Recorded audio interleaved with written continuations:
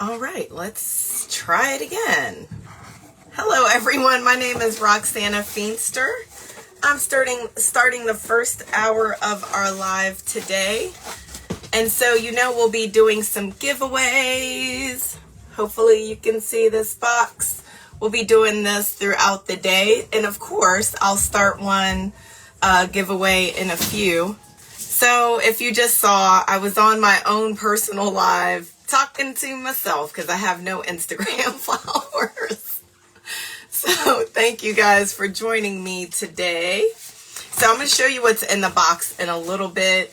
Hopefully our speaker will be on in a little bit. My name is Roxana Feenster. I'm with the Black... Oh, it's upside down? Is it still upside down?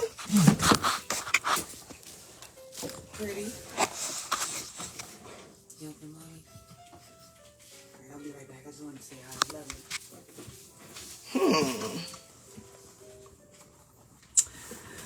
you. Okay, I may have to go live from my phone. Is it still upside down, Andrea?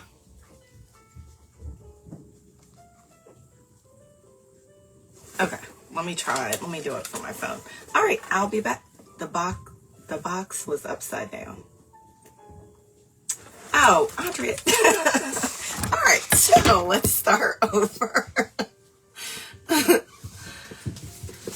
The box is upside down still? I had it this way. I thought I had it this way. Okay, so we're doing some giveaways today. Andrea Brown is our executive director. She'll be on later on with Alma Roberts and Regina Webb. We'll be switching off. Mia Jones will be on at 12 noon. You don't want to miss that one either. I did a couple, I was able to listen to a couple of Mia's presentations, and I always love them. You get to learn so much, and she's really funny and interactive. So add him on. So he'll be popping up in a little bit. So while he's doing that, again, Black Mental Health Alliance will be on all day. So, Lamont, I was going to sit outside too. Good morning. But I don't know. I was like, oh, I want to sit outside. But then I was like, maybe Lamont wouldn't like that. No, I'm just kidding. I know. And that was the thing. I was like, oh, the birds are really active over here in the morning. So I'm just showing everyone what's in our box for our giveaways. We did a youth summit, so this is just like a little drive, a phone case. So we're gonna do a giveaway by the end, Lamont. You're gonna I don't know, give us a question. You're gonna have the key to the giveaway. Everyone loves this pen. Lamont, I have to send you one of these. Look. Mm-hmm. He has a nice throw, right? Yeah, I love it. I'll put a pair of my socks in the giveaway. So you'll get a lot. We'll be on, Black Mental Health Alliance will be on all day. We're doing an Instagram takeover for mental health awareness. So Lamont, I just was showing everyone what was in the box. But before you came on, I was actually on my own live, just talking to myself. And then Andrea was like, I was upside down, so I had to reset myself. So I think I'm good now. So Black Mental Health Alliance, we are a nonprofit that does connection to resources and training. And before the end of our live, I hope to talk a little bit about an upcoming training on Friday that we've opened up that is now free for 3 CEUs. We only have a limited of spaces, but we'll talk about that more towards the end. Lamont, I was sneaking, looking at what you were doing on Instagram. Love some of the content, or all of the content that you're sharing on Instagram. With Thank you. all the negative stuff that's on social media, it's nice to see someone doing positive things. Even the whole, I'm looking at, do you feel stagnant? I was like, is he talking to me? Because sometimes you do. You feel like, why does it feel like I'm pushing against whatever nature is supposed to be? So hopefully you can share some of your wisdom with us. Andrea and I were talking about you and how your resilience comes from gardening, doing so many different self-care practices, and hopefully you can share some of that with us. Not that you have to go into a whole bunch of detail. We're not going to bore you guys. But hopefully we can glean some of your wisdom. Mm-hmm. Of course. Yeah, I so would love Lamont, to could you impart tell us some. a little bit about yourself, your story? I really wanted the mental health awareness talks to be easy and just a laid back conversation, because I think when we talk about feeling stagnant, feeling like we're not progressing life, if we're down, if we're struggling with anxiety, that helps other people see themselves in that and see also that you can get help, and it's not this terrible thing to say, I need help, I'm sinking in the situation. So could you tell us a little bit about you and your story with mental health? Um, of course. First thing I want to start to do, if we could just take 5 seconds to just close our eyes and just take a deep breath, just center ourselves. So we can just start now and just.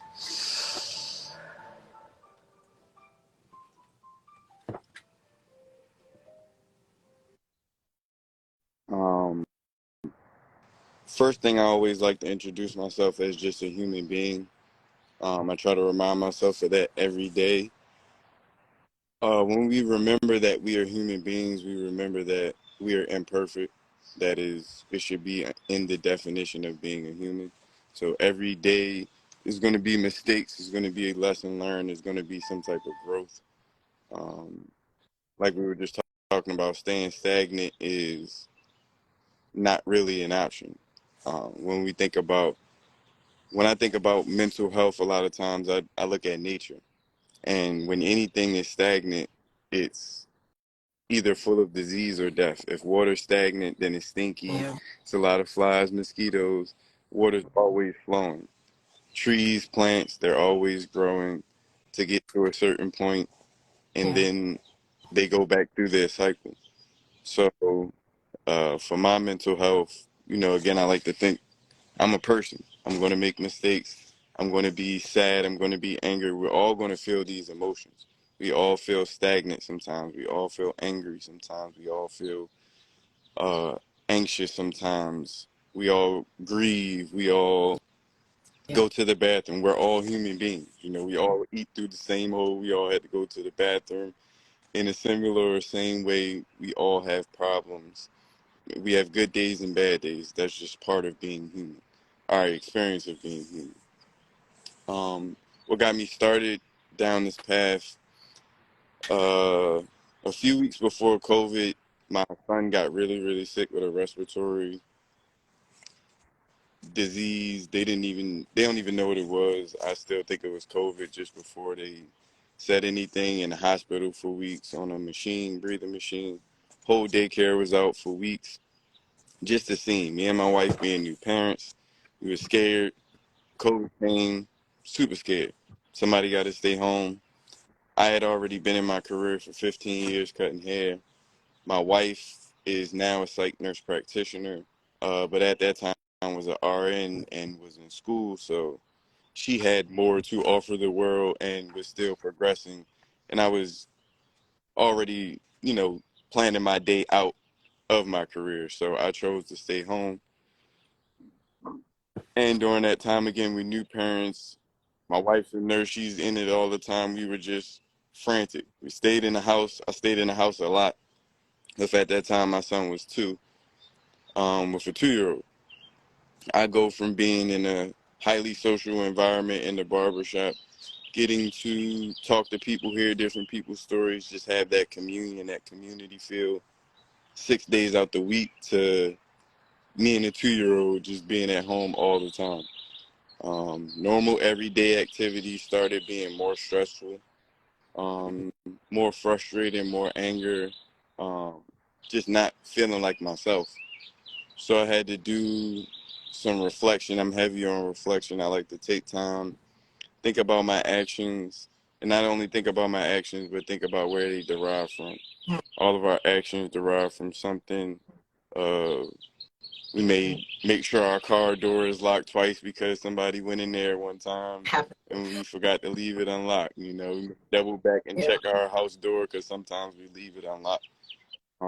A lot of our actions, fears, anxieties, all these different things are derived from past events that happen. So I like to reflect on those things and see why I'm doing it and how I can move forward. So I realized that I was missing um, that community feeling, and just being at home with a 2-year-old, you know, it wasn't cutting it. My wife, she was she worked 12-hour shifts as a nurse, and in school full time, going through the accelerated program. So she was super busy, um, Yeah. and just having nobody to talk to. You know, I'm feeling alone, feeling and just not knowing what to do. You know, I had suffered previous injuries from barbering also, so I didn't really want to Yeah. go back because it was taking a toll on my body.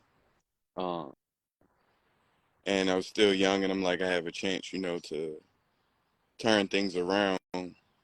But in that time, I was gardening, and that's when I started coming up with the concept of, you know, me having to start back over from the seed process and make a Mhm. whole new garden in my mind, take out all the things that I associated with who I was, what I believed in. Uh, Even before being a barber, I was selling candy since I was 14. Nobody had bought anything for me for a long time. I was independent. I'm the middle child. I was highly independent. I never needed to ask anybody for anything. I problem solved myself. I was able to move and operate by myself for a long time. But during that time, things just got really, really heavy for me to be able to carry. And one day it was just too much, and I just, you know, sat my wife down. And I just told her, you know, I needed to talk to somebody. And prior to this, I had, as a black, you know, I'm not going to speak for everyone, but I speak for the way I was raised and the way we were taught. You know, going to a therapist is not a cool thing. It mean you crazy. It mean you got problems. Again, Right. I'm human. Who doesn't have problems? Or who doesn't need a safe space to talk about their problems? That's why I remind myself I'm a human being. Every single human being needs a safe space to talk about their problems. For me, I didn't need Right. therapy for a long time because I had the barbershop. And I also have, um, feel like I take a lot of time for myself and my mental. Everybody doesn't have that. So I chose to begin therapy, and I saw that it was like everything else. It was just a tool. And especially when you find the right therapist, it's just like having another friend to talk to who's non-judgmental, who's non-biased, and can push you in the right direction. Uh, like I say, especially black men, even when we go to the barbershop sometimes,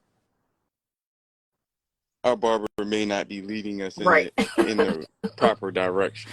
Because they Uh, don't know as well, right? Because so sometimes they're going through stuff and they've yeah, heard so much at that point that it's like, you'll be all right, man. You know? I was yeah, I was blessed to work around and have some great, powerful black men in my life and clients who help.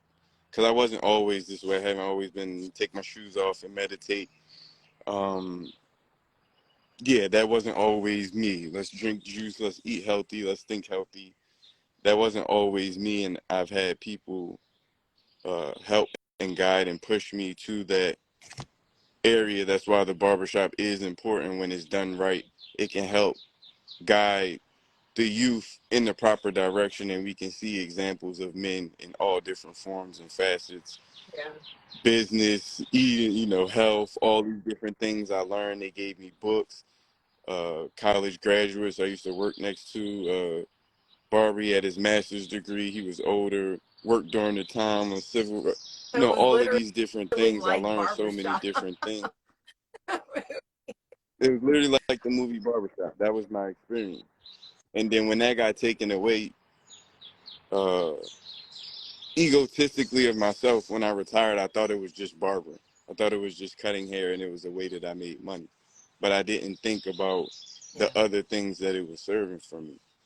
So no longer having that, therapy began to serve as the outlet, and it was just like, I was blessed to find a good therapist, a black male. So for me, it was just like talking to one of my homeboys. I didn't have to Right. switch up my speech or my jargon or, try to downplay a situation. He understood where I was coming from, the environment that I lived in, and the things that I spoke about. So that was really comfortable for me and helped me gain my footing. Just because at that point in time, it felt like I was drowning. Um, it just felt like nothing I was doing was right. I just couldn't figure anything out. Everything was moving fast and spinning, and I just needed to get everything out, and just talk to somebody and have them have time to listen to the issues. So, we're Yeah. taught to work hard and just keep moving, moving, moving, whether it's a physical injury or a mental injury. We just taught to move past it. But I realized in that time that Yeah. we hurt ourselves even more. Um, Physically or mentally, I did both by just acting like nothing was wrong and just keep going on and trying to push through every day. So I began to go to therapy and I began to use art as a therapeutic tool. I began to draw. This is my character, Mr. Oddball. Me, my wife, my son, different friends, just in different situations that we were going through at that moment. I had a falling out with a good friend of mine. Again, we're human, things, life happens. Um, so just get some comic relief through art, through it, and spend some time. It also allowed me to reflect on the situation, find light in the situation, get past the situation. It was another tool that I used. So now doing that, I still am in therapy. I think everybody should either be in some form of self Yeah. therapy or seeking someone out for your relationship, for yourself, because all of these behaviors, they have to be taught behaviors. And I feel like everything in life, when LeBron wants to get better, he wants to make a different jump shot, Right. he go gets a coach You who have can to help train him out. for it.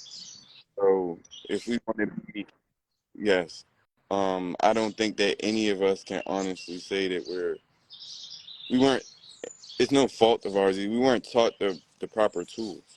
So I don't think that any of us are in the best mental space to deal with, the things that we have to deal with. Yeah. And new problems are coming And you're every single talking day. about when COVID Now was you have the happening internet too. to Like, worry I don't about. think anyone Yeah. expected that kind of isolation on top of whatever. Like you said, if you had a falling out with a friend, well, there is no one else to hang out or talk to when everyone's scared of COVID. At least you had someone in your house that was emotionally intelligent to be able to, support you getting a therapist and getting that kind of help. Yeah. And just even having a conversation, just again, especially as a man, a black man, I'm not going to speak for everyone, but I know that that's a difficult conversation. Asking for help in any form or fashion is looked at as a sign of weakness to ask for help. And I had to realize that it's actually a strength in asking for help. Because I could either tear Yeah. myself down or self destruct because I feel like I'm so strong that I don't need to ask for help, or we can ask for help. And again, in any situation, when someone wants to get better, Yeah. you ask for help.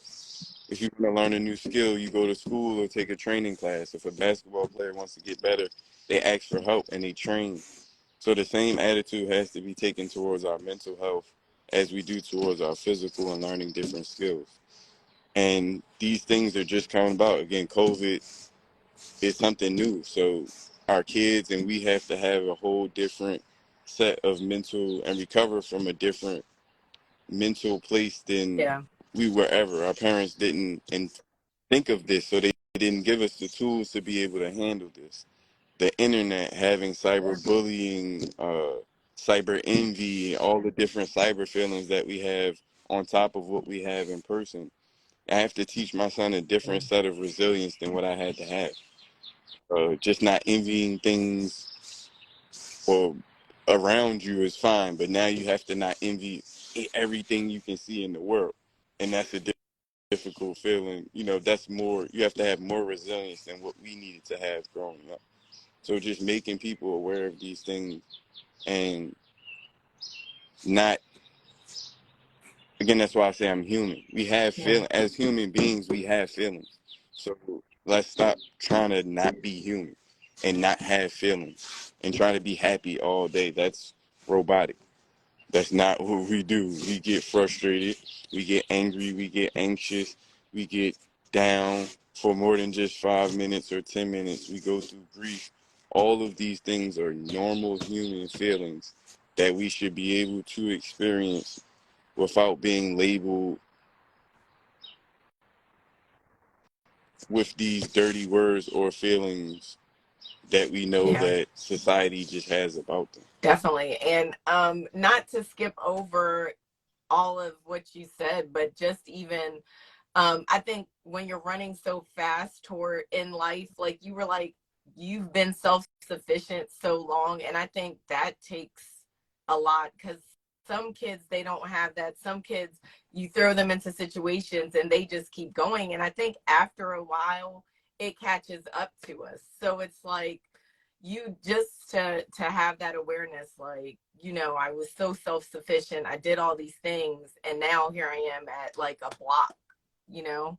um and I think that's like the resilience in you pulling out, you know, that you were just like, wait a minute, like I've done all these hard things before. Now I'm just going to need help to get over the next block, because if we don't take that time, and we didn't know that, like if you're little and you just have to get stuff done, you got to help yourself do things. You don't even know that that's a lot at that time. Because I think of all the things I used to do when I was younger, I think I had like 16, 18-hour days. Can't do it now. But back then it was like, it was nothing. It was like, okay, I Mm-hmm. already know I have to do this, I have to do that. Now it's like, no, I can't do it. But I love that you started us off with breathing, even because I'll still be like, okay, come on, let's go, let's go. You're like, no, we're gonna start with breathing. That you learned reflection. You started with your art. You started with gardening, and I think that's all. Like those are all things that renew us as well. Even how you became creative Yeah. and started your book. Mm-hmm. And right now, you know, believe I read, somebody can tell me if I'm misread, but the suicide rate for black men is at like the highest of races and by sex. And it's because we were taught one thing, and we have to reteach ourselves something totally different. We cannot just plow through life and act like nothing's wrong. Our grandfathers did it, and we see where they ended. They ended up hurt with diseases and ailments later on in life, where you can't move, you can't walk, you can't talk, because we didn't want to say anything was wrong.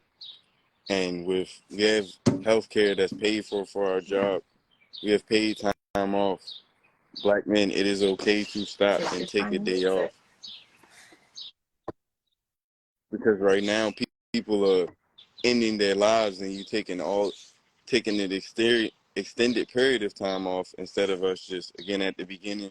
Sometimes you just gotta stop for 5 seconds, take a deep breath, center yourself, calm yourself down, remember why you do it.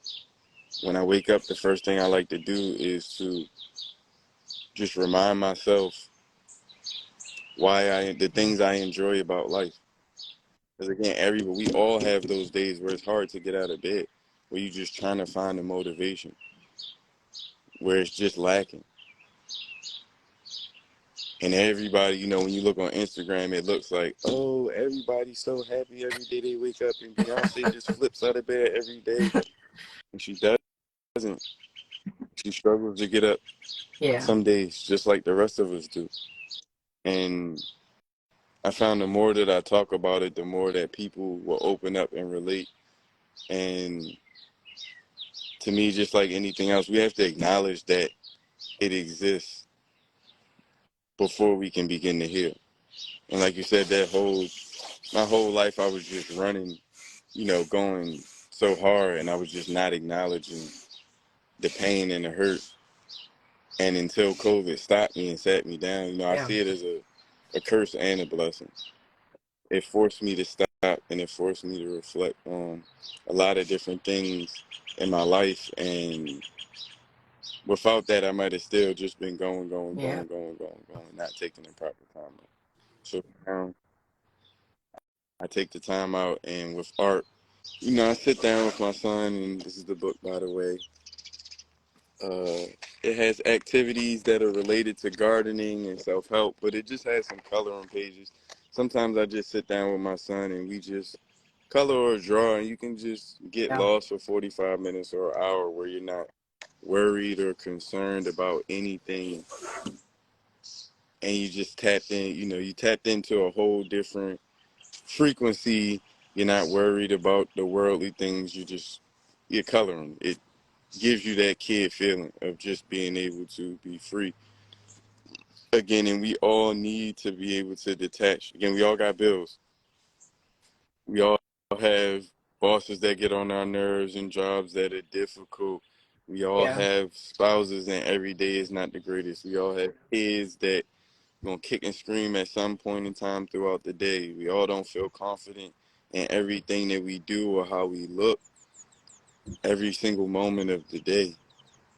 So we need to take time to, you know, figure out where those things come from. And again, social media, every woman tries to look so beautiful every day. Every man tries to look like he's so rich and so put together and all of these other things. Yeah. And it's hard.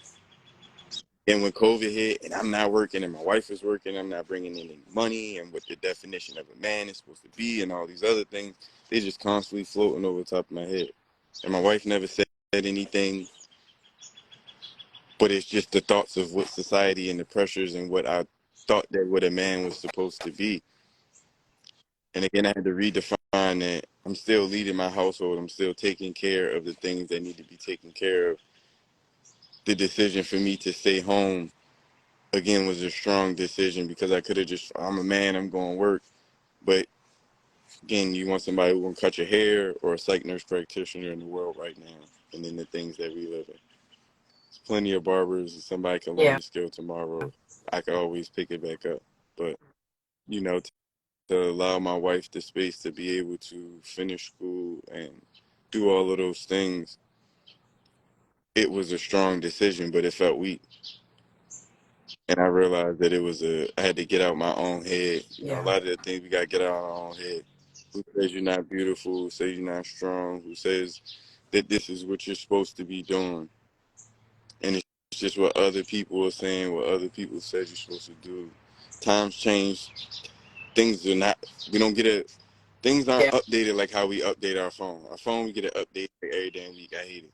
Textbooks and all of these things, especially Yeah. about our feelings, the way the brain works, and updated as often. Again, COVID happened and things need to be updated just about the way that people, the Yeah. norm of how people are supposed to feel. The norm changed. So to say that, oh, this person, you know, sometimes we feel, oh, we are over anxious or over this. We just came Yeah. out of a super anxious period. And again, we're human beings, so you like a dog in a cage for 10 weeks, and when you Right. let them out, they not going to just start running around and be the normal them that they were when they got out of, when before they were locked in a cage. We have to allow ourselves time to readjust, time to relearn things, and just time to be a human being. You know, just like plants and everything else in nature, you have to allow its time to grow. Flower just don't Again, that's what I learned from gardening. You can't force it. We cannot force it. We just have to allow the flow of things. You can stand there and stare at the hole that you put the Right. seed in all day, every day if you want. And you're not going to force that flower to grow any faster, that fruit to bear any faster, nothing. You just have to be patient and allow time and nature to take its course. And of course, you can make sure that the flower has the best environment around itself to grow. Make sure you watering it. Make sure you taking care Right. of the things that you can take care of. With ourselves, taking the time to be mindful. Stop. Take a deep breath. I'm angry. Let me not answer that question right away. I'm feeling anxious. Let me see why I'm feeling anxious. Let me do some deep breathing exercises. I'm not feeling too great about myself. Let me say some positive affirmations. And again, 10 years ago, I don't need to say no positive affirmation for what?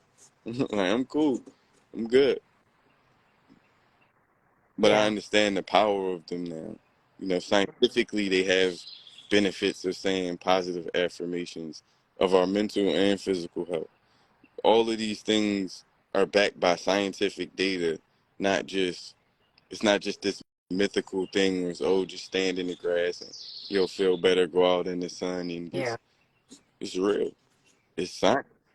So, to align ourselves with that and be aware, as much as we're aware of our physical health, we need to be aware of our mental health. It needs to be a thing. It needs to not be so separate. Again, as a human being, our mental, our physical, it's in the Right. same body. It's all our health. It just needs to be health. Healthcare companies should be more mindful. It's health. It's all in the same path. We shouldn't have to jump through hoops and loops Yeah. for our physical or mental health. Without that, we're not good workers. We're Not not good good wives, citizens. good That's what's husbands, going good on in the children. world right now. We're It's not good like we haven't citizens. prioritized the inside of our mind and our hearts. And you have people that are so dysregulated and unheard and walking around but empty. Mhm. And again, one of my big things now is, to let people know that they are not alone. Because again, when you look on Instagram, it's like my son has this thing. He wakes me up. Today he did. He wakes me up before 6 o'clock every single morning. And it burns me up. Like, I want to sleep until 6 o'clock and he don't want nothing. He has an alarm to let him know when he can get his iPad. Everything is set up in the morning. I thought I would set it up so I would get no harassment. It burns me up every morning, frustrated. Some mornings I feel like a bad parent. Like, I'm mad. He just want to say hello, good morning. You look on Instagram, everybody just smiling, laughing, getting ice cream with their kids. But then there's this other side of Instagram and the memes and things where people will talk about how their kids wake them up for the silliest things at the crack of dawn in the morning, and it frustrates. And it's like we have to show all the different sides of us. We have social media, okay, but it doesn't need to be Yeah. this highlight film. It can be, yesterday on my story, I posted a stressful conversation that me and my son. He was just being good. It's just things that parents go through. Every single day is not this, oh yeah, everything's so magical and he's so great. He's Lamont, just 6. He's I just wish being a I could kid. tell you they grow Sometimes out of kids it. just do But things. she's not here now. My 28-year-old, they still have meltdowns when they're older, and you might be there to listen to. And that's the thing, to think that at some point in time in our life, we all get egotistical to think that we are above or no longer going Right. to experience these things. There's never going to be a day where we're going to be above, no matter how many times you do yoga and meditating or whatever. Sadness can still come into play. Just recently, I've dealt with grief. I lost, prior to last year, I had never lost anybody who meant something to me. Really, like I've had everyday interactions with for a long, older aunts and uncles. I love you and all that. I don't even really know you. And I had this overstanding that Yeah. everybody has to leave Earth at some point in time. That our time here is just not infinite. We're all gonna die someday. And I was egotistical, and I thought that would Yeah. absolve me from the feeling of grief. on the two people that I lost last year, I still cry daily about it. And I know that it was inevitable, that we don't get a choice. I believe that they're in a better place, but Yeah. it doesn't absolve me from the hurt. And I was in it, a lot of times, like I said, we get egotistical and think that we're not going to feel these feelings. So sometimes we don't prepare ourselves for these feelings. So when I got to the point, I just got hit with it, smacked with a brick, because I never thought that I would be grieving Yeah. somebody, because I knew that everybody dies one day and we don't get to choose. But when you want to call them, when you're sad, Yeah. and that was the person who you would call, when you watch that person grow from a child, when you're watching their mom hurt, when you're watching their kids hurt, it's no amount of Yeah. preparedness you can have for that. And there's no reason to tuck away those feelings and act like you don't hurt. Again, we're human beings. If we lose our cell phone, we'll go insane, because it has some of the most, things that we love in it. So when we lose people, Yeah. why do we expect it not to hurt? And for a long time. And that's not to say that, we don't, I still get out of bed, I still do what I need to do. But to say that it's not going to hurt is insane. To say that I'm not Yeah. going to cry when I talk about it or think about them,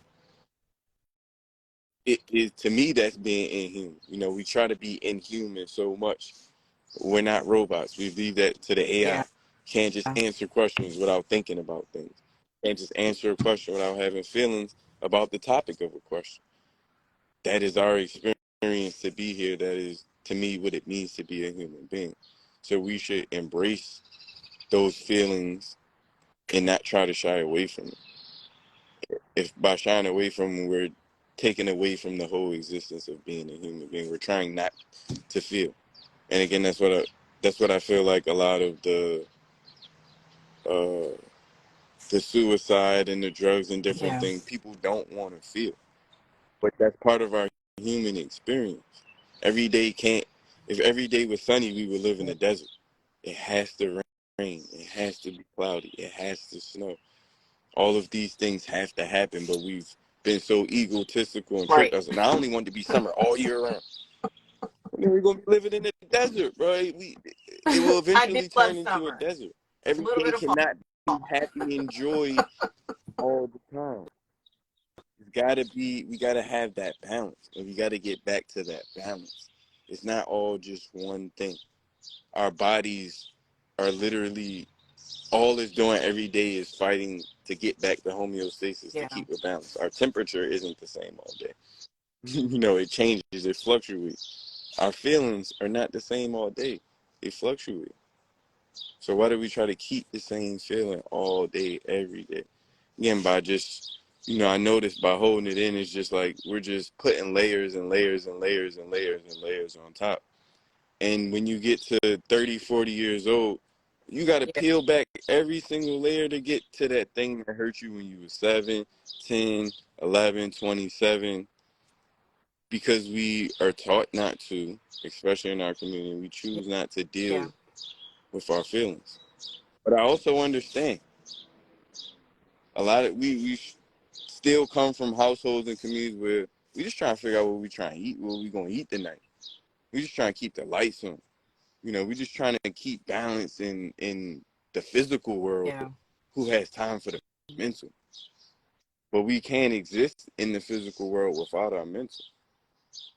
And that's where, not only us, the whole world has to come into agreement with that concept so Yeah. that we can keep the balance with things that are going on. We cannot continue to just work, work, work, work, go, go, go without stopping to take time for the inside. We spend more time focusing on the outside and not on the inside. We'll go out and get ready. We'll spend 2 hours to go out and get ready, but we won't take Yeah. 5 minutes to internally get ready to go out. Yeah. I think the only time we really think about in our society about stuff like that is maybe when the holidays come around. It's like, oh, it might be stressful, but in general, we don't like take that prep time to Mm-hmm. as much as we do with the outside with the inside. You have a lot of comments in the comment section that I did not read because I was listening so intently to you. I'm Ms. Liz Khalifa said, love this. How can I get in connection with you guys? I've messaged the page previously and would love to connect with you. So I did drop info at Black Mental Health into the chat. It's also in our link in bio for you to connect with me if you wanted to. My name is Roxana Feenster again. I'm with Lamont Barnes. So usually the info at Black Mental Health Alliance, that's how you can get in contact either with Cheryl Maxwell, who does our Connect to Resource and Referral database. She'll connect you with a therapist. She doesn't do therapy, but she's really great at finding out your needs and connecting you with a therapist, something that Lamont touched on a lot.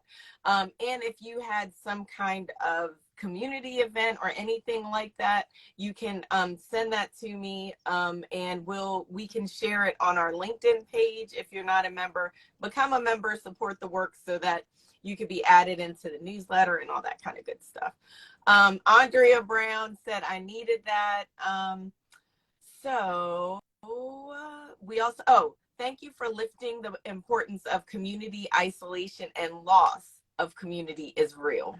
So true. And I think we're still going to be seeing all of these kind of, effects of COVID long after now.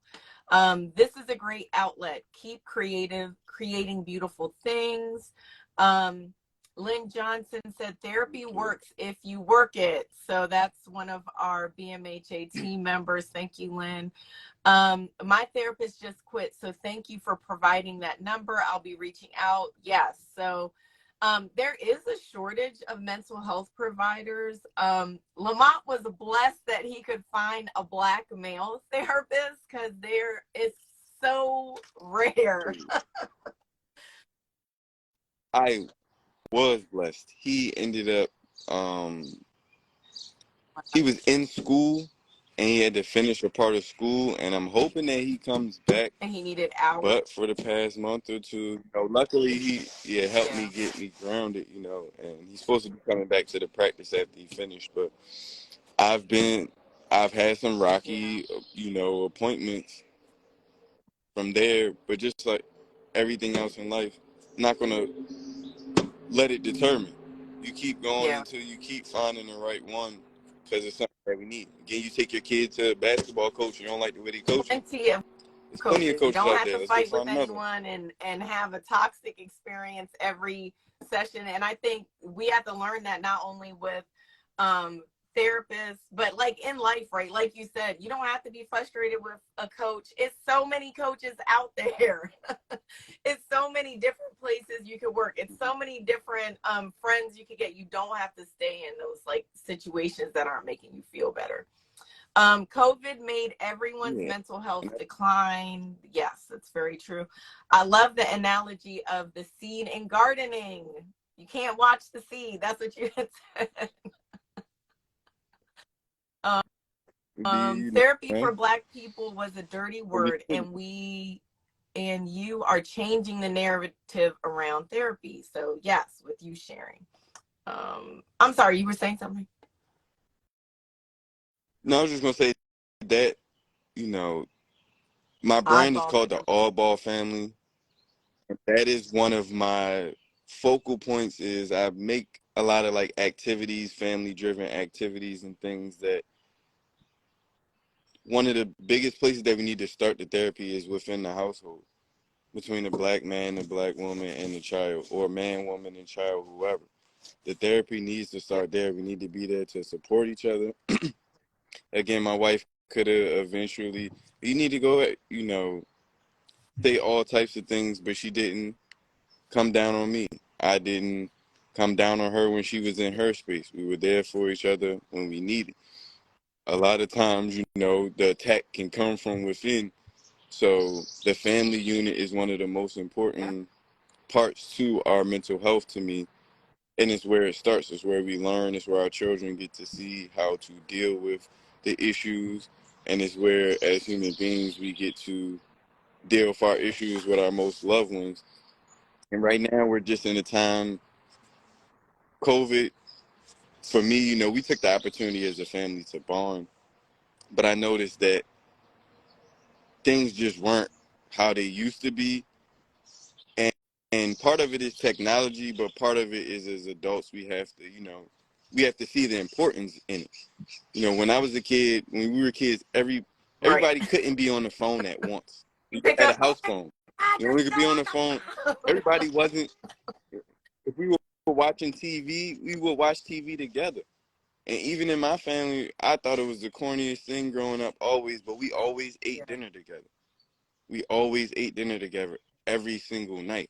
And those are the times where sometimes your kids, they can talk about the rough days and the things, or y'all can just have these conversations that aren't getting talked about in the household, Yeah. between spouses, between children, just within the family. And then it leaks out into the world. So we need to have these sacred spaces as a family where we can come together, whether we just coloring and drawing and talking or eating together, or we take 10 minutes and say, everybody put their phone down, we're not doing nothing, we just going to do whatever, take a mindful walk, just sit there and stare at each other in the face, do something to bring that family bond and structure back, because that's a big, part of the reason that I feel like I didn't slide all the way to the depths was because I had Yeah. a good foundation at home. I had a good foundation within myself and a good foundation at home.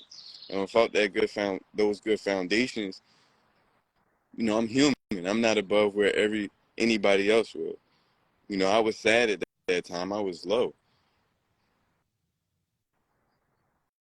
And I know how people get to the point, of suicide, of those different actions. You keep feeling and it just keep getting piled on and you don't let it out. So without those resources, I'm not above saying or thinking that, I could have been there. So I'm thankful for having those resources within my house. Because again, sometimes it's hard to even Yeah. take the first step to just say that I need help. Sometimes you got to just be able to talk to a loved one or someone you trust just to say I need help, so they can hold your hand and help you walk down that path. Because you have no idea what's down there. You have no idea how, even just telling your wife that you want to talk to somebody, how they gonna look at you, how your friends gonna look at you, how your family gonna look at you. And again, I've been blessed to have a community where my mom don't look at me crazy. My grandma not like, oh, something wrong with you. Like it's therapy. We all just need somebody to talk to. Then we in couples relationship, couples therapy. And we have problems from time to time, but we didn't get in it because we have problems. We get in it because we wanted to last. We wanted to have longevity in our relationship. So we wanted to acquire the tools Yeah. so that when we get to the problem, we're not running, already at each other's throats. We want to already have a soft ground to fall onto, and therapy can help us navigate through the problems. Um, so yeah, just having that good foundation at home, that whether you're by yourself and you have that foundation with yourself, and you always need that foundation with yourself, but also having that foundation at home and having just someone help validate you. Yeah. It's okay. You are enough. You can say these things to yourself.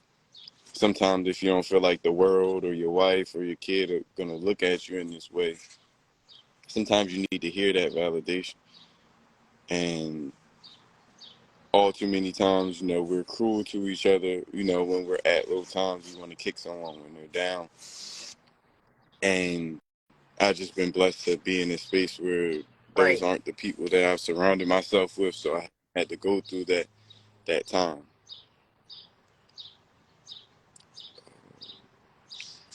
Yes, Oh. racism, I'm reading one of the comments. Racism in therapy is definitely and it's not even only racism. Sometimes it's just cultural, having to jump over that cultural bias. I don't even care how you looking at me, but if I'm telling you a story about, what happened at the cookout, and I'm like, man, my auntie was saying certain things and Yeah. lingo and jargon that we say, I don't want to have explaining to to spend you, 30 right? minutes out the thing to break it down to you and explain to you what exactly happened and how things happen. So I chose to start out to find a black therapist. And even with that, not, I'm all about not having shame in what we do. It's no shame in it. It's no shame in looking for a black therapist, looking for somebody that looks like you, a black female, a black male for you, because they're going to understand a lot more things that you may even feel like someone is mis being misled by or whatever. You may not have to do that. Again, when I had my Yeah. therapist, it just felt like I was talking to one of my homeboys. We had gotten to the point where we talked about all these situations, and I could talk to him using this manner. Even if I had a black female, I might Right. not use the same language or, all of these different things. With him, it's just straight barbershop talk. So I enjoyed that, being able to just kick it up and have the barbershop talk with him. So it's a thing. We're not all, and every you might find a white therapist who understands all that and who is cool. So it's not always Yeah. I think it a race really, thing. 'Cause I had a black I've had another black male therapist, and he was horrible. Fell asleep in the oh middle my of gosh, therapy. He started trying to argue back and forth. I'm like, bro, I'm in therapy. Like, you supposed that's to be true. helping me through issues, not really to be going back and forth with you. Like, but yeah, the experience is not always great with black people. It's just finding a therapist that mesh with you and not being afraid to hop around till you find one. Again, you try on a pair of shoes, you don't like them, switch out. Coach, you don't like it, try a drink, don't like it, try something else. You try That's something else working. until Yeah. you find something that you're comfortable with that's working. And you're gonna have to tell your story over and over again. You're gonna have to keep opening up that wound. But Partner. that's also Yeah. therapy. Just saying it over and over again, hearing different people's perspectives. Uh, it's also I'm a gonna part read of the the healing comment. process. What the comment was? It was, what about racism in therapy? I've worked with non-black therapists that already had their minds made up when they saw black clients, assuming broken homes, etc.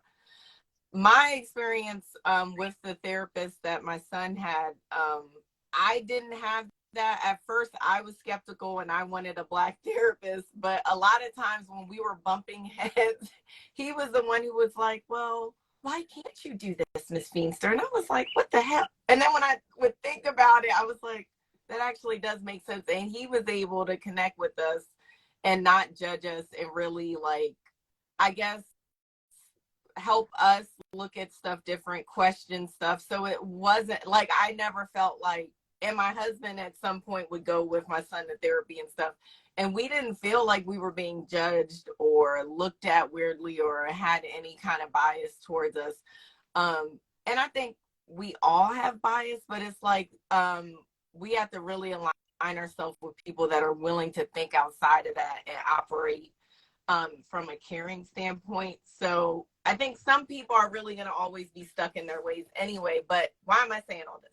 It's a shortage in therapists as is. And then black therapists, then when you break it out, men, female, is so hard, y'all, that it's like you can't go into it like, oh, well, I only want a black, blah, blah, blah. Because then what if you get there and you have Lamont's experience? So you just really have to make sure that the person is coming from like a place of caring and think about it that way, because you may not get all of that you're thinking about. Because even a lot of the therapists that are in our database, I'll be like, oh, are you taking new clients? No, I'm full right now. And the great thing about our Connect to Therapist service, Cheryl Maxwell would already have weeded that out, but a lot of times people get frustrated with that people aren't accepting new clients.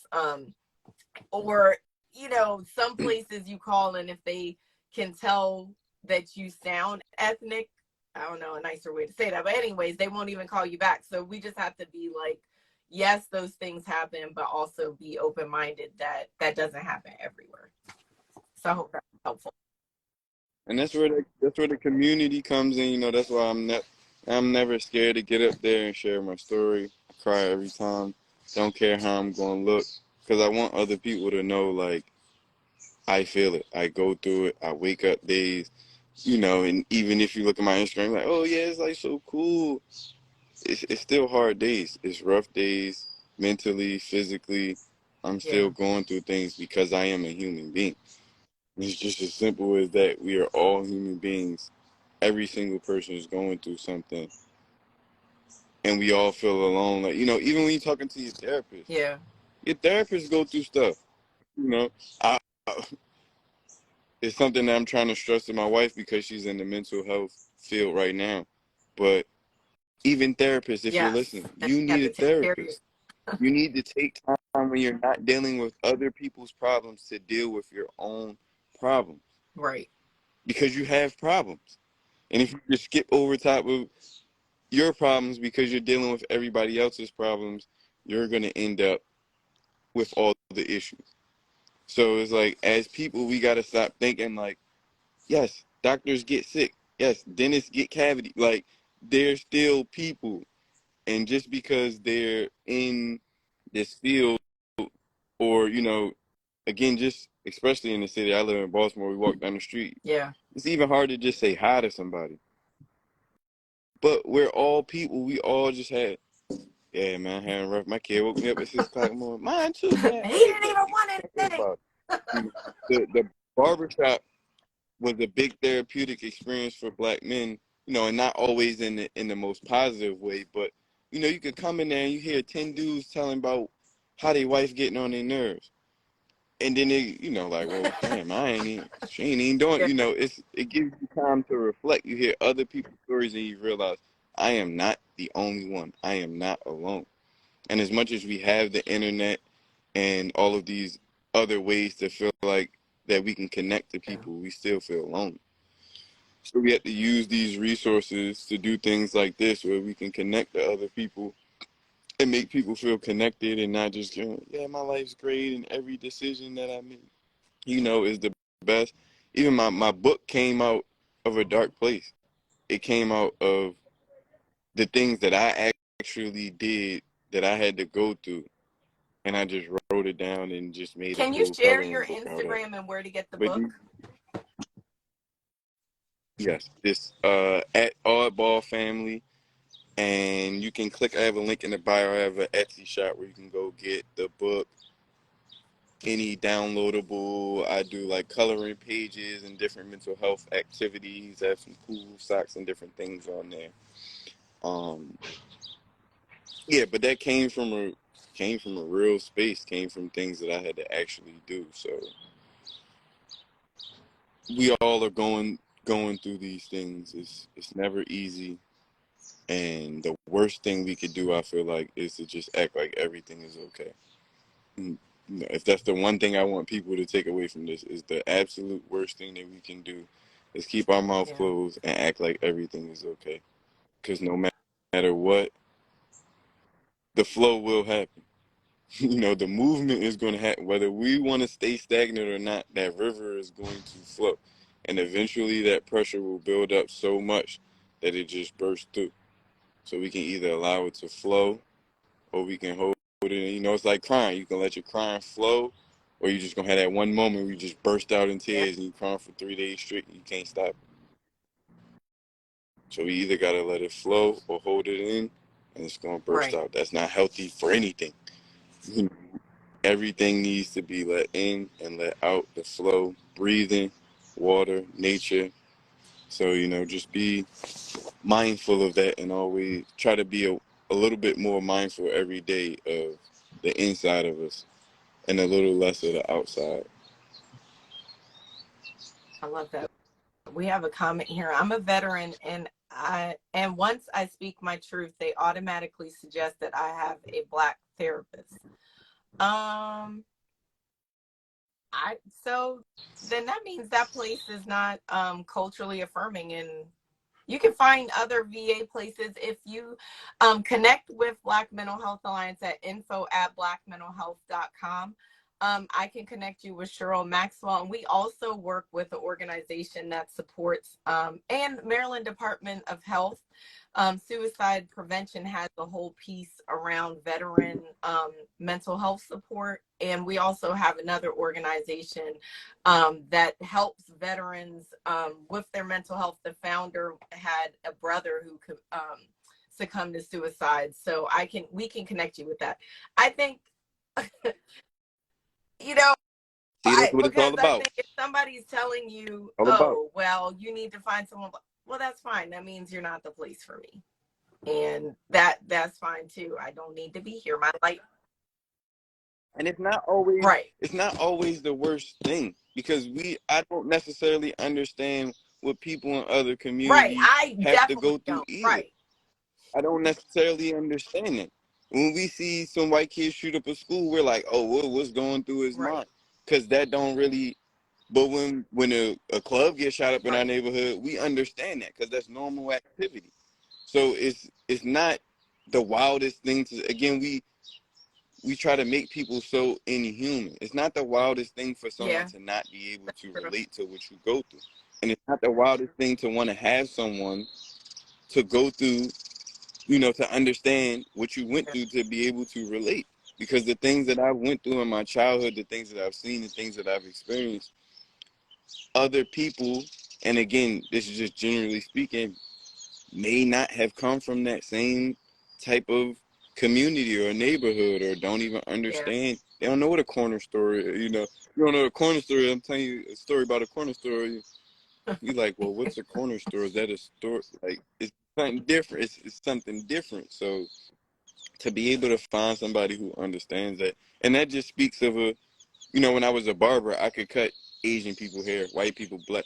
That just speaks to a Yeah. good therapist who can be able to relate to people from different communities and just listen and understand what you had to go through, and not try to do that. And just like every other job, not Yeah. every therapist is a great I mean, therapist. falling asleep and stuff. It's a So, wide range out there from what you had said you experienced. Because I can't imagine someone is combating you, but I can imagine because people are going through stuff.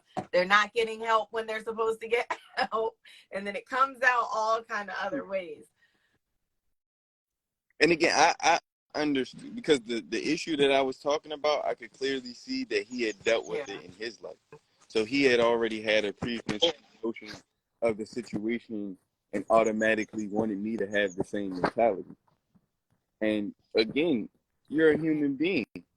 You went through something, and you obviously still are not all the way Yeah. healed from that. You should get healed from it. I took no hard feeling to it, because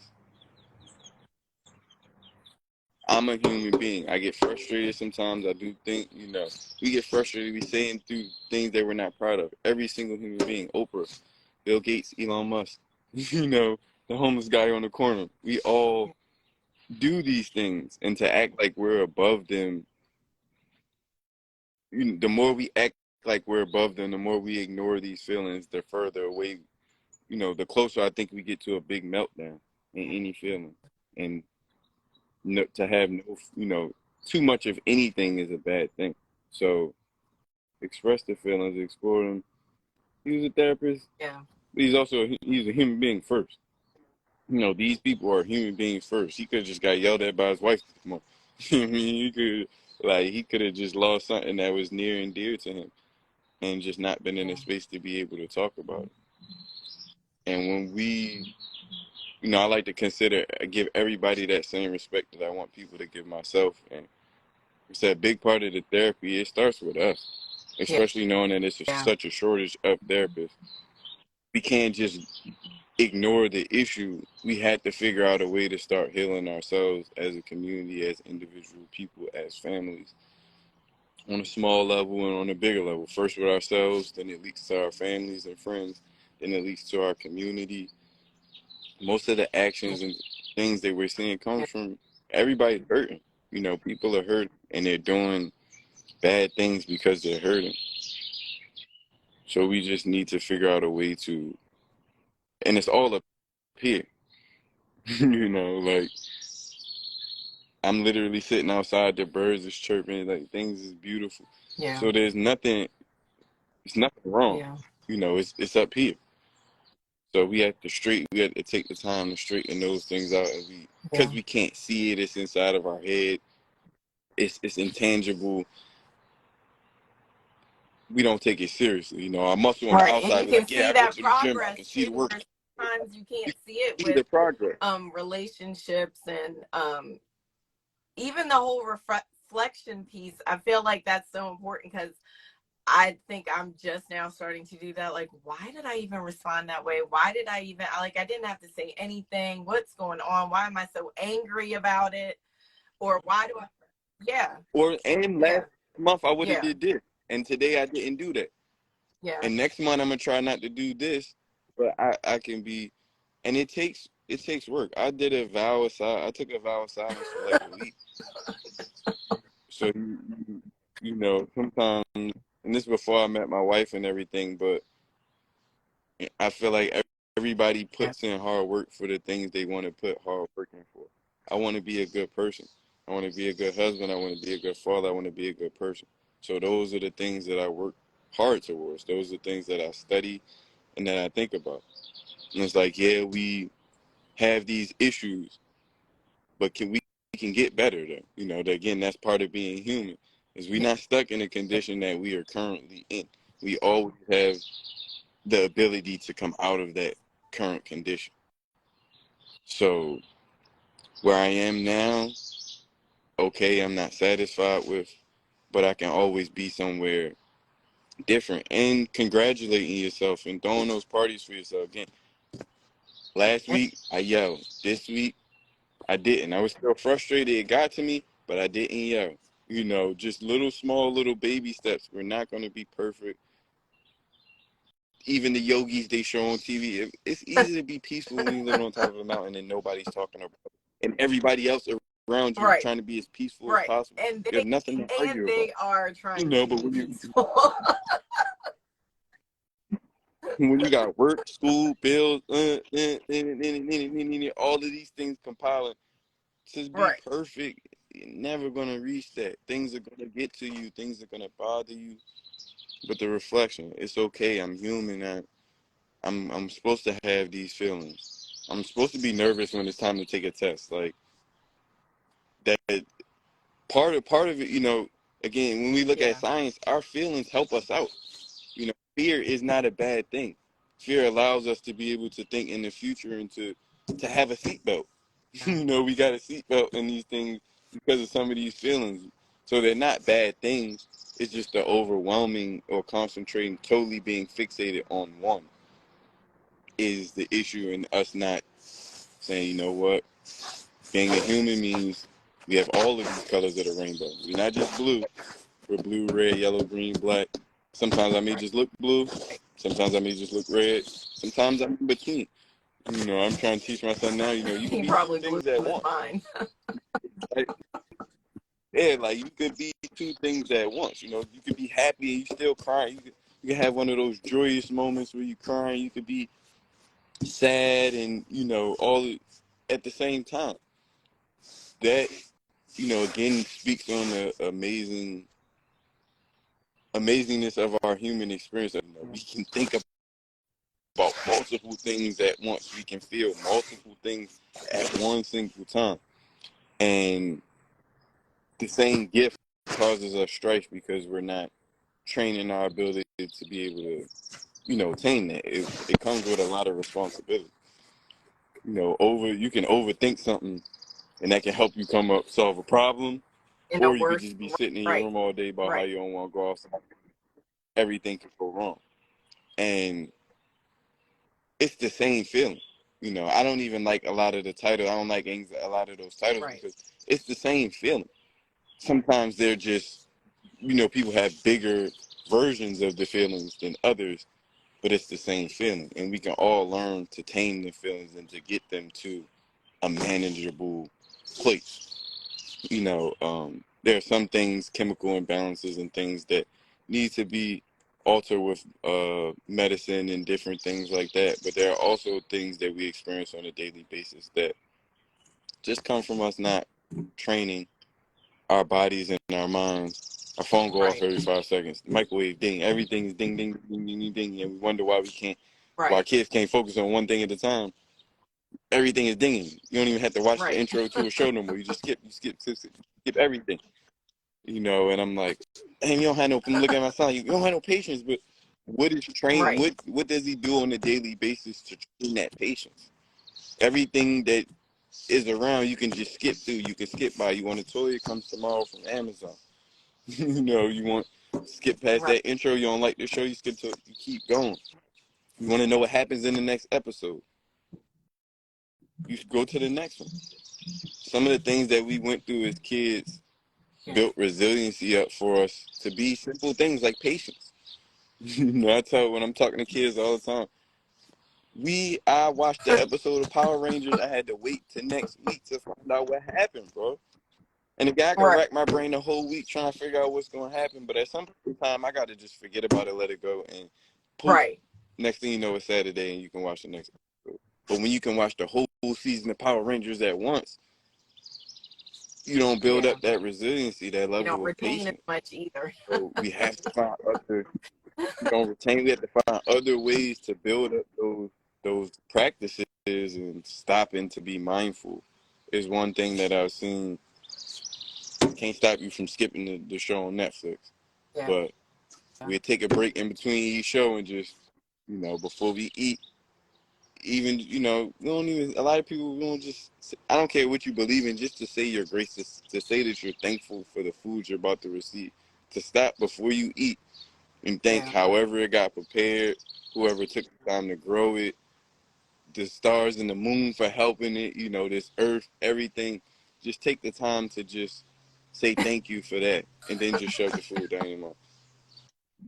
We Yeah. just take little baby steps in the practice of mindfulness, and then it will be it's just a way. It will become a way of life. So for me, for my son, I try to make it. And again, I don't want to make it seem like he hates it. But I'm like, come on, let's do yoga. Yoga. You want to be playing with toys, of course. But the more that Right. I'm adding these tools in, and he know, okay, when you get frustrated as an adult, Right. step outside, take some deep breaths. You feeling some type of way, you can do these yoga poses, do these things, and it'll make you feel better. He has no idea why I'm Right. giving him these tools right now. But when the time comes, he'll understand, hopefully he'll understand why he has those. And as adults, we had to take time out our busy schedule. Because again, I'm a realist. We see we Yeah. see the reality. Black men committing suicide at this rate. Take the time, bro. I Yeah. take the time. The money that we miss from that one day can't Right. compare to how much people gonna miss you for the rest of the duration of their life. If you think you're not doing something for somebody, you'll see when you're gone all Yeah. of the things that fall apart because you're not there. Just take the time to sit back and just see and just appreciate those things. And that gives us reason and fuel to continue to go. And again, I'm not the best at it, but we got to stop. We got to fuel up. Then you go for another 1,000 miles. Stop, fuel up. Then you can go for another 1,000 miles. But we have to remind ourselves what we doing this for. Why we going to work every single day. Why we taking all of this stress and all of this pressure from the world. Why we dealing with all of these things that we had to deal with. Why are we doing it? And it's not all day, every day. This period, this time sucks. I had to keep reminding myself during COVID that Right. COVID will not be forever. They had a life before COVID. My son was so young, he didn't even remember not Wow. going into places with masks. He like, what do people do? Like, yeah, like people, like this is just a thing that's this small in time, but Yeah. because his age, it feels like his whole life. And a lot of times for us, the same thing. We could be going through a bad period at work or in a relationship or in our brain, and it feels like every Yeah. 2 days can feel like every day. It can feel like, man, it's been forever. and we just want to give up and we forget about Yeah. it's 365 days in a year, every single year. We've been living for thousands of days, Right. and we had great ones, we had bad ones, and it keep going, and it's gonna keep going through that cycle, and it's okay, but not taking the time to stop and Right. realize that it's hurting us and it's destroying the family structure even more. So now somebody's missing a father, a brother, a best friend, a son, and, and it don't seem worth it. None of it is worth our life. So we had to start weighing out the imbalance. And I know we're trying to pay bills, and I know we're trying to do all that, but Right. if we're not here, none of that even matters. And our family is gonna have to struggle to fix it and put it together regardless. So if you take a day off from work, you think your family's gonna starve. So if you get to the point where you feel like you no longer want to be here, Right. your family's still gonna starve. Taking one day, you can recover from that. You can get better from that. Getting to the point where you feel like you want to just end it all. Yeah. Once it's over, it's over. So let's do what we need to do before we get to that point. It, especially just losing people last year, it hurts to see that. Because again, I know I look in my best friend's mother's eyes multiple times a week. I call her on the phone and I Yeah. just hear that hurt. I feel the hurt in his kids. I feel the hurt from missing them. And I'd rather be in therapy than have my wife and my kids and my mom feel that feeling. I'd rather take a day off of work than have my mom and my wife and my kids feel that feeling every day, not missing me. To the point where Yeah. they gonna need to go to therapy. All because I didn't want to go to therapy. Now everybody in therapy. It's it's inevitable. The work is gonna have to get done. So let's just stop doing it before it's Yeah. wait until it gets too late and taking it for granted and thinking that it's therapy, I don't need it, I'm good. And to a certain degree we are good, but we all been through things, we seen things, especially being black and growing up in our community. Experienced things, heard things, felt things, not felt things, you know. And it's the reason why we are today. I'm so present in my son's life because I don't know my grandfather, which means my father just met his father when he was 50. So my father was super present in my life because he knew what it To was have like to that not have a that pop. whole. And it's so important to me because, again, that hurt is still directly in front of me. I don't know my grandfather. We don't go fishing. I've never experienced none of that. Again, if you ask me prior to dealing with my feelings, I don't give a damn. I don't know Right. where I come from. I don't know if I look like them. I don't know if I laugh like them. I don't know if I get mad like them. They Right. can't tell me about things that they've been through and the things that I'm go through. I just didn't have those male structures in my, just not even having them in my life, not even grandfather figures. And that's something that we go through a lot, Yeah. especially in our black community. And we need people that can, to hear the stories and to understand that it hurt. We don't have the positive black role models in the community. Why? Because we don't have our grandfathers. Again, with the Yeah. suicide rate, we're losing our fathers, we're losing our friends. Who's there to stop it from Right. happening to the next generation over and over and over again in this vicious cycle that we keep ending up in? So for somebody like me, that's my motivation every day to get up and keep working hard and keep doing what I'm doing because I want to see the cycle end. I want to be that positive black role model for other kids to be able to look up to and to talk to and to say, man, he went through the same thing. That hurt too. And he still, operating, but it's still things that need to be addressed. It's not okay to not have your dad in your life. It's not okay to hear your mom say bad things about your dad and then to try to feel great as a man when you're coming up Yeah. and feel confident about yourself. It's not, okay to have a family, all the things, have a family member touch you, to have family members talk bad about you, as a woman, to do all of these things. These are things that we deal with on a daily Right. basis on top of work, school, feeding ourselves. So I was having a conversation last week at a men's mental health thing. I was saying the fact that black men's suicide rate is so high bothers me, Yeah. but it doesn't surprise me. The fact that we haven't been there for longer is what surprises me. We deal with it a lot, black men and black females. We just trying to feed our family. We gotta go into a job and we gotta worry about somebody. Look, we just trying to get therapy, but we gotta worry about if our Yeah. therapist gonna look at us some type of way.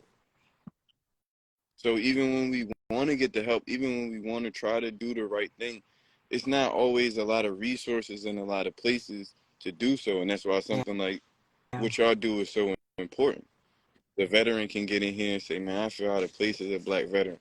Okay, cool, we got you. Black mom can get, I feel out of place as a black, cool, we got you. Black dad, black son, black, they can have these places Yeah. where they can come and find a community of people alike so that you don't have to feel like you alone and that you're the only person going through this and that you just scum of the earth or that you're a bad person because you have these feelings or you go through these things. We're not. We're human and Yeah. it's okay to be Definitely. human. So I don't know if you saw some of the post the messages in the chats. One was that Lamont, you're an inspiration. Someone said gratitude is the key to longevity because you were talking about just being grateful for what you're eating. Someone asked about where do you turn when you get misdiagnosed after years on the wrong track for healing. And we had talked about that a little bit and just making sure that if things are not making you towards your healing, if they're giving you a feeling of not belonging, you're not going towards your healing, just find a different therapist, a different program. We have a connect to resource and referral database that Cheryl Maxwell runs for Black Mental Health Alliance. You can contact her at info@blackmentalhealth.com. And also I'll put her number that you can call or text 443-827-6732. And that's a call or text line. And just joining places like here, right? So even when you feel like there's not a place for you, you just have to find the internet places, the in-person places that help and support your healing. And so just to wrap up, Lamont, you had talked about the family being like that nurturing reset, that place where you can connect and remember that you're human, that remember that you're still going and growing and going through processes. Dr. Adam Bandelli was on. I don't know if you're still on. Hi, Dr. Adam. He'll be leading our training on building family relationships this weekend. We have opened the training up to everyone. It's a free training, and we're talking about having those tools. There's a workbook that they created just for Black Mental Health Alliance's training. And you'll get that tomorrow. We only have a certain amount of spaces. I had to cut it off. But look at our link in the bio, connect with the resource and referral database. That's a free service. Cheryl is a therapist. She doesn't give the therapy, but she connects you because she's really great at making sure that you're connected to the right mental health provider. And someone had also said that it's very hard to find a Black psychiatrist. Yes, that's true. But I think one of the things that Lamont, I remember hearing about your story before, is that there's nurse practitioners, guys. There's Black nurse practitioners out there that want to help you. My son, that was a saving grace for us, that we couldn't find any Black psychiatrists that were taking people that didn't want cash. And when I say cash, that means you have to see the psychiatrist every, I think maybe every 2 weeks, maybe every week, to make sure that, especially if you're just starting medication. So it would have been like $300, $400 every week. We didn't have that when he was starting out getting treatment. So there's different mental health providers, and that's like the great thing about connecting with someone that knows more about you than that stuff, because then they can give you that advice. There's nurse practitioners. They can help you get medication if you need that to get regulated.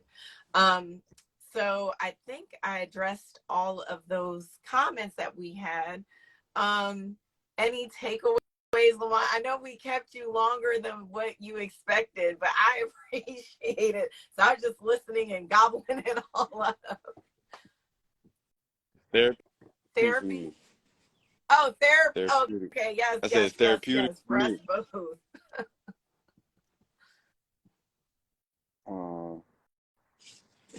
Pay attention to yourself.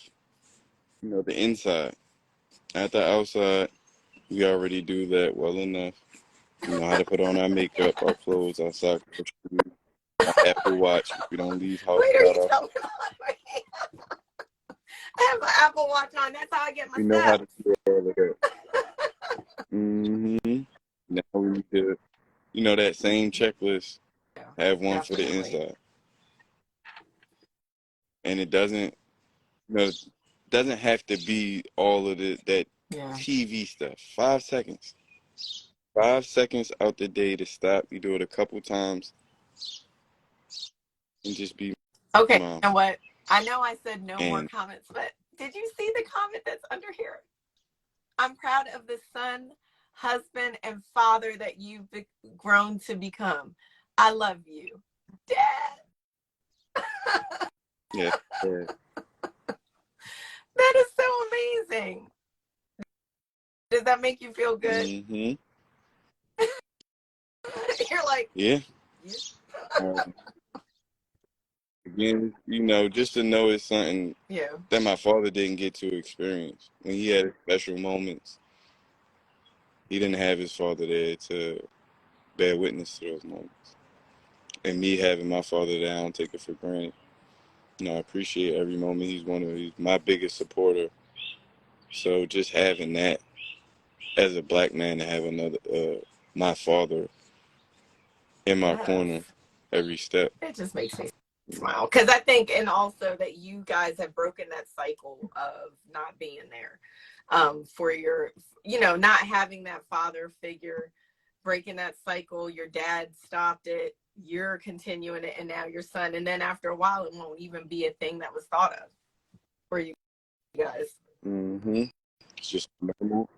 Again, with the mental health, it will just be our everyday practices that we do when we wake up. We check the mirror, cold out our eyes, Breathe, take a mindful breath, and keep it breathe, moving. You reflection. know? And even like going outside, Mm-hmm. hopefully you can go outside today. If you're in our area, it's nice outside. You can go walk in the grass. Be careful. Could get stung by bees. Heard it from a friend that they tried it. So just be careful, but take your time. Enjoy the weather, and coloring books. We have the Oddball Family. Please visit Lamont Barnes's Instagram. He has his Etsy shop on there. You can download, you can purchase a workbook, support his work. He does trainings. He did a training last summer. That's how I got connected with him, with Baltimore City Youth Works, right? So yes, so he's available for trainings. He also did one for Kaiser Permanente, one of our partners. They'll be on later on at 2 o'clock. I'm sorry, 2:30, not 2 o'clock. So please support his work. He's always willing to support our mental health what do you call it, our mental health initiatives. And this one is, we'll be on all day talking about different mental health topics. Hopefully my box isn't upside down. We have a wellness box that we were giving out for the youth summit. Lamont said he's going to give us a pair of socks. So Lamont, what should we do what should the question be, or how should we give it away? I have a couple that I'm going to do. So what's a good, huh? Well, I love MASH. I said Math? I love MASH. You're going to give them a math problem? First person. Hey. All right. So you gotta email the answer to the math question. You got to get it correct at info@blackmentalhealth.com. Oh, I thought we were How going do to we do it on here. Oh, it's going to be something they give got to them the email. math thing now, but they got to give us I see what you're saying. Oh, never mind. Okay, so Right. Because the math problem, they'll just be able to answer real quick. A question that they'll have to email something to.